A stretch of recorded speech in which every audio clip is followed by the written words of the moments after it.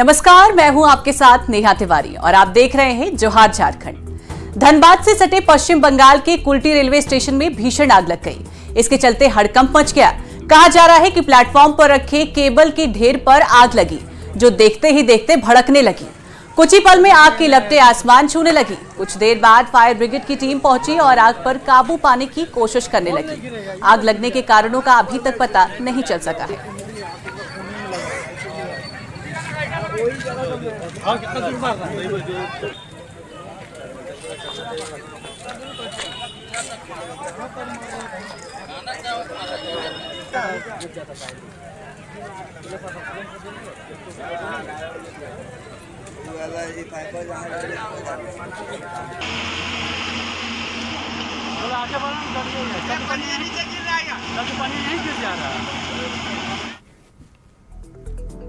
झारखंड के मुख्यमंत्री हेमंत सोरेन ने पाकुड़ में आपकी योजना आपकी सरकार आपके द्वार अभियान का शुभारंभ किया।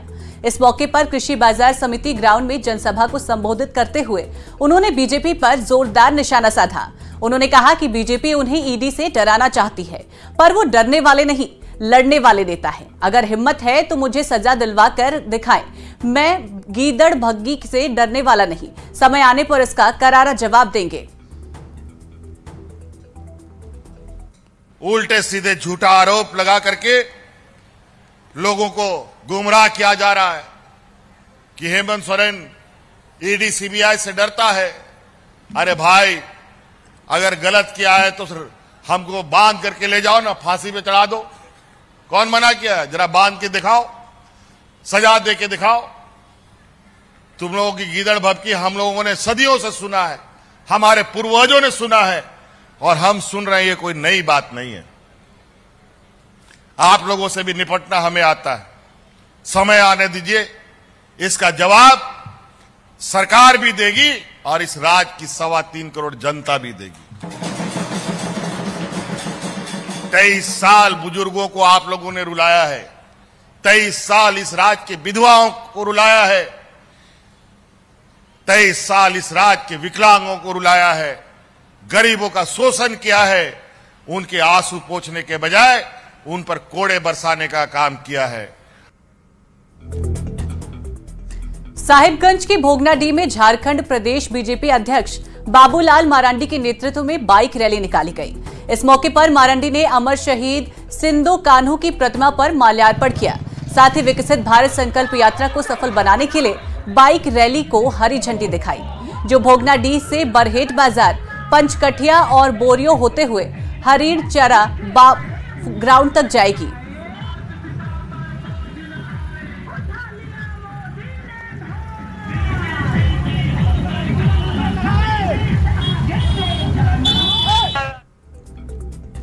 झारखंड में बांग्लादेशी घुसपैठ को लेकर शिकायत गरमाती जा रही है। बीजेपी प्रवक्ता प्रतुल शाहदेव ने राज्य सरकार पर जोरदार निशाना साधा और बांग्लादेशी घुसपैठ को बढ़ावा देने का आरोप लगाया। जवाब में जेएमएम ने पलटवार किया और कहा कि घुसपैठ हुआ तो केंद्र जिम्मेदार होगा। तो घुसपैठ के मुद्दे पे राज्य सरकार पूरे तरीके से एक्सपोज्ड है। उनके जिला पुलिस कह रही है घुसपैठ नहीं, स्पेशल ब्रांच कह रही है बड़े पैमाने पर घुसपैठ है। राज्य सरकार कहती है हमारे पास शक्तियां नहीं है, हमने दिखाया कि आपके पास शक्तियां हैं। राज्य सरकार कह रही है कि भाई हमको बाहर निकालने की शक्ति नहीं है, हम दिखाया हमने कि जो विभिन्न कानून है उसके तहत आपके पास ही शक्तियां हैं आपको बाहर निकालने की। तो ये दिखाता है कि किस तरीके से सिर्फ वोट बैंक राजनीति के तहत झारखंडी मुसलमानों का अहित कर रहे हैं मुख्यमंत्री जी। मुसलमान जो है उनकी खिलाफत कर रही है झारखंड मुक्ति मोर्चा। वो ऐसे कि जितने अल्पसंख्यक कल्याण की केंद्र सरकार की योजनाएं होती हैं या राज्य सरकार की योजनाएं होती हैं, यही रोहिंग्या और जो बांग्लादेशी मुसलमान उसे डकार जाते हैं और वो लव जिहाद के तहत आदिवासी बेटियों को टारगेट करते हैं। उसके भी कुछ उदाहरण है हमारे पास कि किन किन बेटियों को टारगेट किया गया। और वो बोलते हैं कि सरकारी दमाद है। जिस समय आपकी सरकार थी, घुसपैठ हो रहा था, आपकी पूरी तंत्र फेलियर थी। डबल इंजन की सरकार में भी घुसपैठ नहीं रुका। वो किसके दबाव थे? इसलिए सोच समझकर बोलना चाहिए। और ये केंद्र का विषय है, केंद्र की इसमें फेलियर नजर आती है। अगर घुसपैठ है तो गृह मंत्रालय किसके पास? कौन है केंद्रीय गृह मंत्री? ये बताइए तो।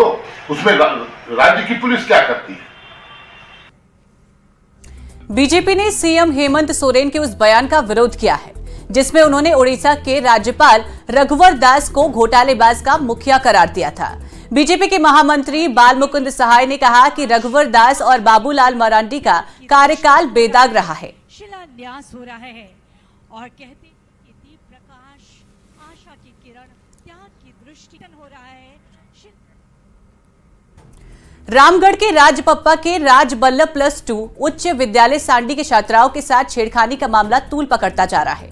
छात्रों के साथ मारपीट किए जाने पर गिरिडीह सांसद सीपी चौधरी स्कूल पहुंचे और प्रिंसिपल से पूरे मामले की जानकारी ली।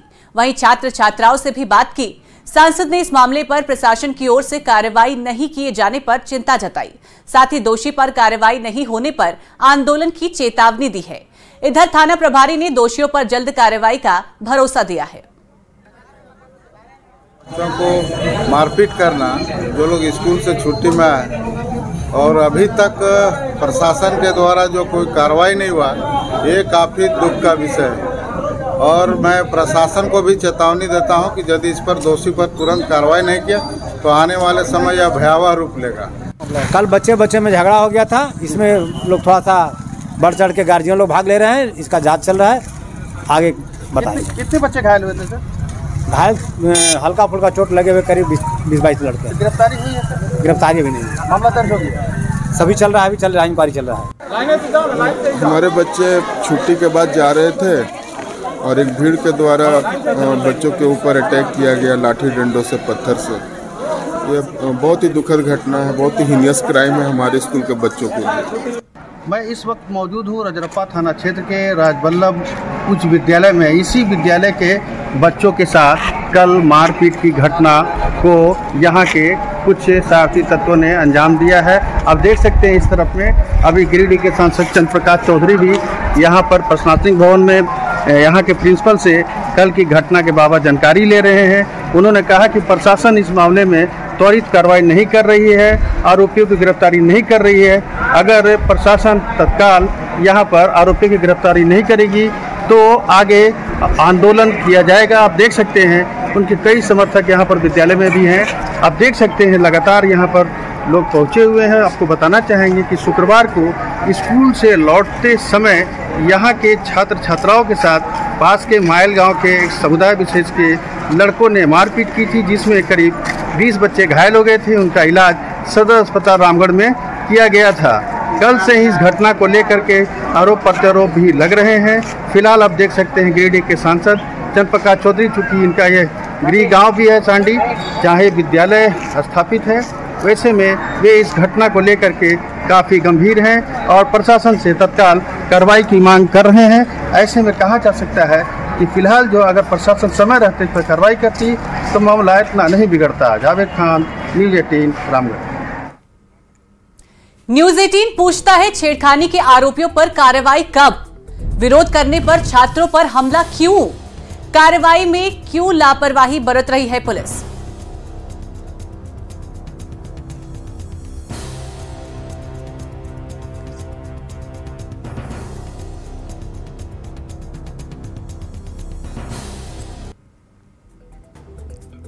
चतरा पुलिस ने भगपा मुआवदी के सब जोनल कमांडर बबन भोक्ता को गिरफ्तार कर लिया।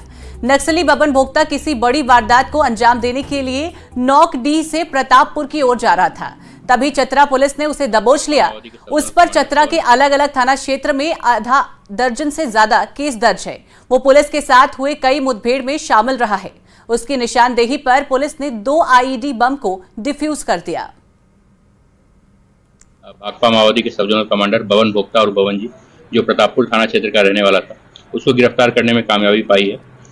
उक्त उग्रवादी जब चतरा में भाकपा माओवादी कमजोर हो गए तो उसके बाद यहाँ से भागकर पलामू चला गया था और पलामू में माओवादी नितेश यादव के ग्रुप में काम कर रहा था। और वहाँ पे रहते हुए हाल ही में जो छतरपुर में बहुत सारी गाड़ियों में आग लगाई गई थी, उस घटना में भी वो शामिल रहा था। इसकी निशानदेही पर पुलिस बल को नुकसान पहुंचाने के उद्देश्य से लगाए गए 2-2 किलो के 2 केन बम हम लोगों ने रिकवर किए, जिसको झारखंड जगुआर की बीडीडीएस टीम के द्वारा वहीं पर विनष्ट किया गया। संस्था का बहुत ही मुख्य सदस्य था अरविंद भुइयां के गिरफ्तार होने के उपरांत ये पलामू चला गया था और अभी हाल में हम लोगों ने इसको गिरफ्तार किया। इनाम नहीं, इस पर इनाम घोषित नहीं। कितने मामले दर्ज हैं? आधा दर्जन के आसपास मामले दर्ज हैं जो हमारे पास अभी आए हैं। अन्य आपराधिक इतिहास का हम लोग पता लगा। धनबाद मंडल कारा में डीसी वरुण रंजन के नेतृत्व में प्रशासन ने औचक छापेमारी की। इस मौके पर एसडीएम समेत बड़ी संख्या में पुलिस के जवानों ने जेल का चप्पा चप्पा छान मारा।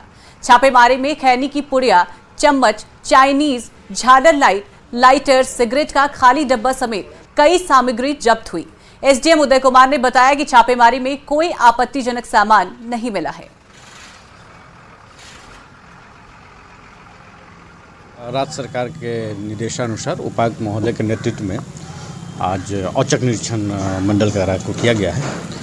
इसमें सर्च के दौरान सीरीज लाइट आपका 6 पीस मिली है, खैनी की 10 पुड़ियाँ मिली है, चम्मच का धारनुमा किया हुआ 1 पीस मिला है, सिगरेट का खाली डब्बा 1 पीस मिला है, चुनौती 2 पीस, सेंट का डब्बा 4 पीस, लाइटर 1 पीस मिला है। किसी प्रकार का कोई आपत्तिजनक सामान नहीं पाई गई है। गिरिडीह पुलिस ने 6 साइबर अपराधी को गिरफ्तार कर लिया। इनके पास से 27 मोबाइल फोन और 32 सिम कार्ड जब्त किया गया है। गिरिडीह पुलिस अब तक 57 साइबर अपराधियों को जेल भेज चुकी है, जबकि 200 से ज्यादा मोबाइल फोन जब्त हो चुका है।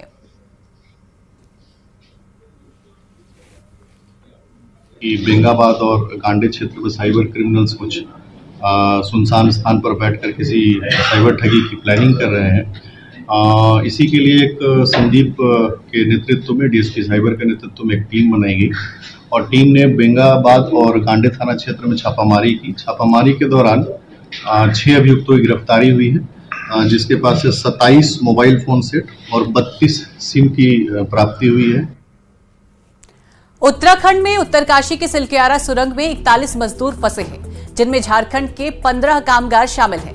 इनमें 15 मजदूरों में जमशेदपुर के डुमरिया प्रखंड के 6 मजदूर भी फंसे हैं। डुमरिया प्रखंड के सबर बस्ती के रहने वाले टिंकू सरदार ने उन मजदूरों में शामिल हैं। सिलक्यारा सुरंग हादसे में फंसे हैं पूरे परिवार को टिंकू सरदार की सुरक्षित वापसी का इंतजार है। सुरंग में फंसे टिंकू सरदार के घर का जायजा लिया संवाददाता प्रभरंजन कुमार ने। उत्तराखंड के उत्तरकाशी सुरंग में पूर्वी सिंहभूम में डुमरिया प्रखंड के 6 मजदूर फंसे हुए हैं। उन्हीं 6 मजदूरों के बीच हम एक मजदूर के घर पहुंचे हुए हैं। उनका नाम टिंकू सरदार है। सरदार यानी कि आदिम जनजाति में इनकी गिनती आती है। आप देख सकते हैं हमारे सामने में उनका जो घर है, उनका जो आवास है, किस तरह पूरी तरह जर्जर है। किसी तरह टिंकू अपने खर्चे से इस घर का परिवार का भरण पोषण करता है। परिवार को भी इंतजार है कि कब उनका जो लोग जो फंसे हुए हैं, जो परिवार के जो सदस्य हैं, वो कब घर पहुंचेंगे। इस बात को लेकर भी चिंता है। किस तरह मतलब घर का खर्चा चलता है, क्या घर की माली हालत है और घर के कमाने वाले कौन कौन है? कोई नहीं, बस छोटा भाई है, वही चलाता है। और तो भैया ऐसा ये में है, हम लोग अभी सबको मतलब क्या बोलेंगे, सबको अभी चिंता में है। और घर के बारे में हमको 2 दिन आके पता चला कि बड़ा भैया ऐसा है बोल के, और फिर आके ऐसे चिंतित में थोड़ा प्रार्थना उतना हम लोग क्रिश्चियन है, हम लोग ऐसे सब चीजें करके मतलब सबको बुला के हमने थोड़ा पूजा उजा किया। उसके बाद थोड़ा सुना कि भैया थोड़ा बहुत ठीक है। और सबसे बड़ी बात है कि सारे जो परिवार के जो लोग हैं वो इस इंतजार में है कि उनके जो घर के जो लोग हैं, बेटा है, पति है, जो घर के जो सदस्य है, वे जो सुरंग में फंसे हुए हैं वो जल्दी ही बाहर निकले और घर पे खुशियां लौटे। प्रभरंजन कुमार, न्यूज़ 18, जमशेदपुर।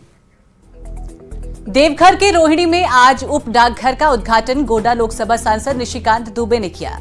47 लाख की लागत से डाकघर भवन का निर्माण किया गया है, जहां दिव्यांग और आम जनता के लिए पूरी सुविधा दी जाएगी। डाक विभाग की ओर से अपनी ही जमीन पर रोहिणी उप डाकघर का निर्माण कराया गया। इसके आसपास के लोगों को डाकघर की सुविधा मिल सकेगी।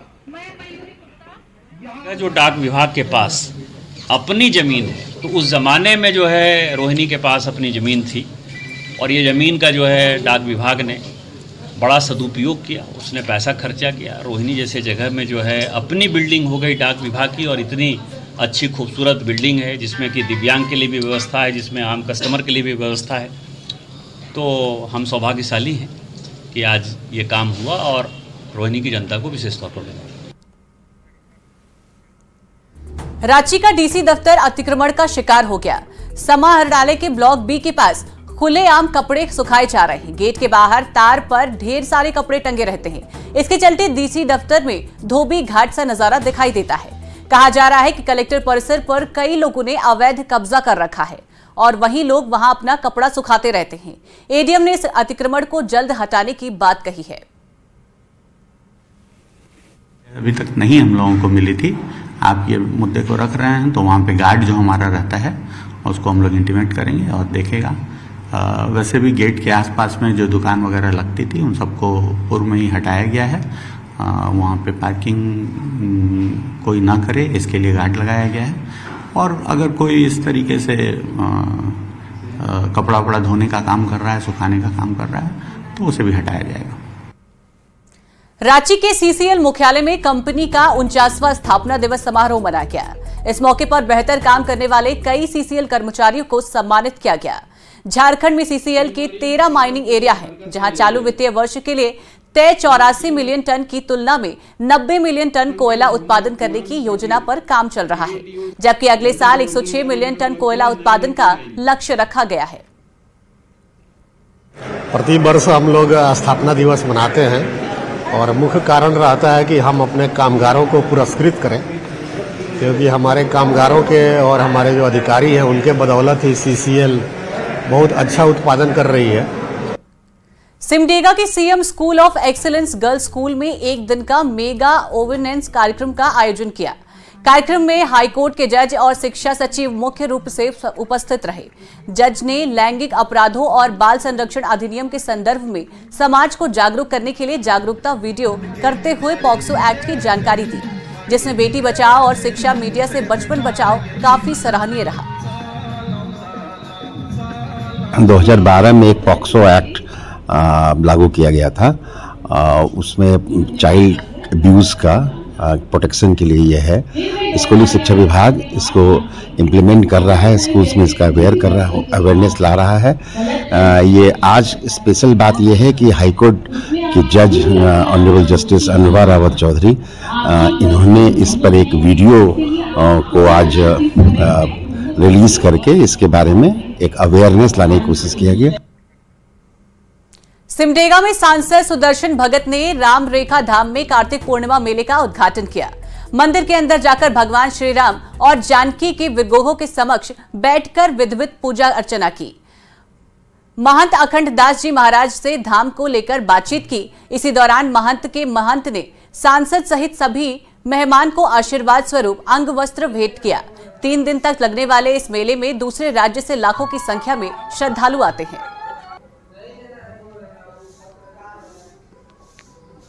राम रेखा की ये अपने आप में काफ़ी पवित्र है, काफ़ी पुण्य है। मैं बड़ा सौभाग्यशाली मानता हूँ और मेरी कोशिश भी रही है इस क्षेत्र के प्रतिनिधि होने के नाते कि लगातार बीच बीच में जब मैं विद्यार्थी था, कॉलेज विद्यार्थी था, तो मुझे अभी भी स्मरण है कि लगभग उस समय से लगातार मेरा इस राम रेखा धाम में आना हुआ है और यहाँ के संतों का सानिध्य पूज्य राम रेखा बाबा से लेकर वर्तमान समय में हमारे जो पूज्य राम रेखा के बाबा हैं, हमेशा उनका सानिध्य, हमेशा उनका आशीर्वाद मुझे प्राप्त होता रहा है। रांची में 554वें प्रकाश पर्व के आयोजन को लेकर शोभा यात्रा निकाली गई, जिसमें सिख समुदाय के लोगों ने लाइव कीर्तन और गुरुवाणी का आनंद लेते हुए जुलूस निकाला। शोभा यात्रा में चंद्रयान और लैंडर के साथ कोरोना की वैक्सीन की झांकियों के माध्यम से दिखाया गया। खेलों में बढ़ते कदम के साथ गुरु गोविंद सिंह के आदर्शों और भारत देश को भी प्रदर्शित किया गया।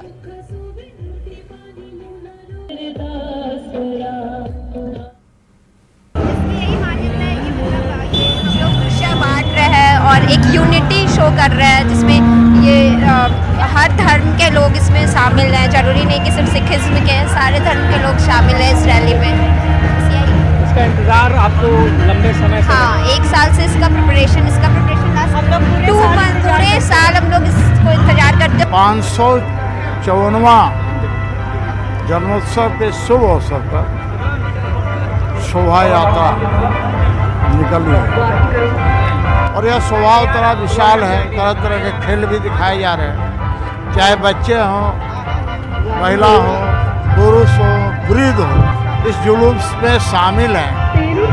और 27 तारीख को गुरु नानक देव जी की जयंती तिथि का पर्व गुरु नानक स्कूल में मनाई जाएगी। गढ़वा जिला झारखंड के सबसे पिछड़े जिलों में शामिल है। यहाँ सरकार की ओर से रोजगार को लेकर शुरू गई योजना लाभ भी आम जनता को नहीं मिल रहा है। काम की तलाश में निया प्रखंड के कई गांव के लोग बिहार पलायन कर रहे थे। पुलिस ने दोनों पिकअप को रोककर जब पूछताछ की तो मजदूरों को धान कटाई के लिए बिहार ले जाने का खुलासा हुआ। लोगों का कहना है कि गांव में रोजगार नहीं मिलने पर ही वो काम की तलाश में बिहार से बाहर जा रहे हैं। वहीं श्रम विभाग और बाल अधिकार संरक्षण समिति के सदस्य इसे मानव तस्करी से जुड़ा मामला बताते हुए जांच का भरोसा दिया है। बिहार में जा रहे हैं। क्यों? धान काटने जा रहा हूँ जी। ग्राम बेता चिनिया थाना पड़ता है। तो कहाँ जा रहे हैं आप? काम नहीं मिल रहा है? काम नहीं है और धान पान भी नहीं रोपा पाया, सूखा राहत में है, तो इसी के चलते जा रहा हूँ कि भाई कमा लेंगे तो कुछ खाएंगे।